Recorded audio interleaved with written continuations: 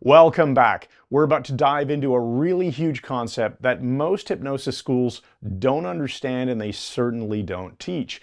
Mike's going to explain the Clark-Hull principle, and then he's going to show you a full demonstration where he uses that concept to do hypnosis in a way that seems almost backwards, but it's really fast. So enjoy this segment of your test drive to the Mike Mandel Hypnosis Academy.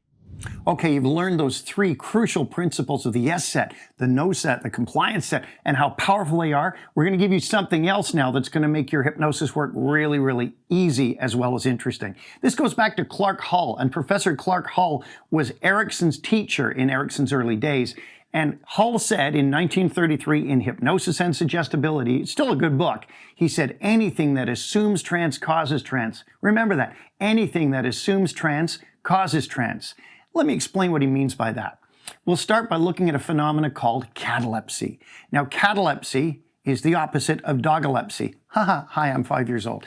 Catalepsy is actually something that has been known about for about 200 years with hypnosis and even mesmerism prior to that. Catalepsy is when any muscle or group of muscles either stop functioning altogether, like an arm becomes limp, or becomes rigid, floating in the air. It's when the muscles just don't work anymore.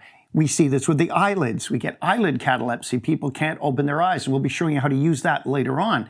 When we make any group of muscles or a single muscle become cataleptic, this is actually a hypnotic phenomena. Erickson proved that it occurs naturally with a lot of trances, and people get catalepsy in their daily lives. People raising their hands in class, they forget about their arm. Their arm is cataleptic, it's not moving. Somebody smoking, they stand with a cigarette in their hand. It's a vile habit, but their hand is cataleptic as they're practicing that vile habit. Catalepsy is a really interesting thing because it happens in hypnosis. So how do we tie in anything that assumes trance causes trance with it? Very, very simply. Let's say I need a so-called medium trance, whatever that is, to make someone's arm float in the air. So I put them in hypnosis. You're going deeper and deeper. You're in a medium trance now. Now your arm is rising. It's rising. It's becoming cataleptic. That's the long way round. It'll work, but it takes a lot of work to get the person in the trance, the arm rising, rising, rising, locked into position. Here's how you do it instead.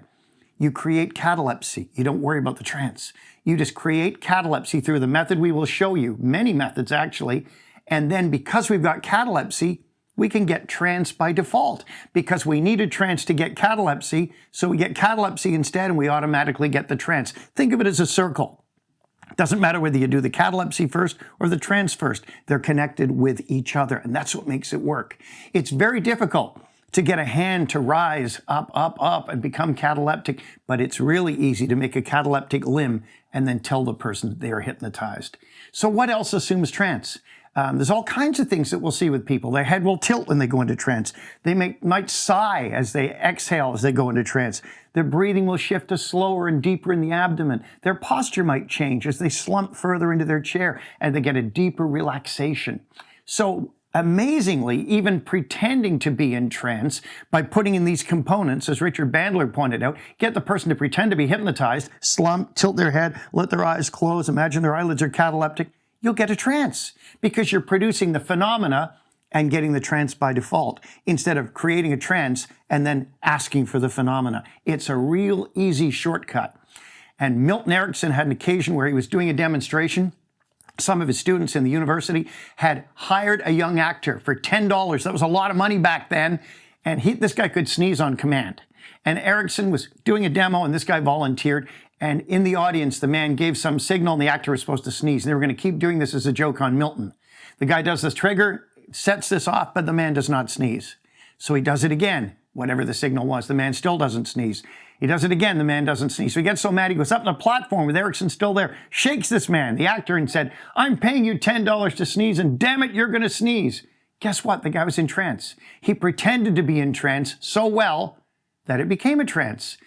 Anything that assumes trance causes trance. So how do you use this? Create the phenomena and automatically get the trance. It's easier than you think. And later on, we're going to be looking at all the external trance indicators that you can create to intensify your hypnotic work. It'll also show you how deep the person is in trance. So on the next video, we're going to show you how to actually use this to create catalepsy and create a powerful hypnotic trance very quickly.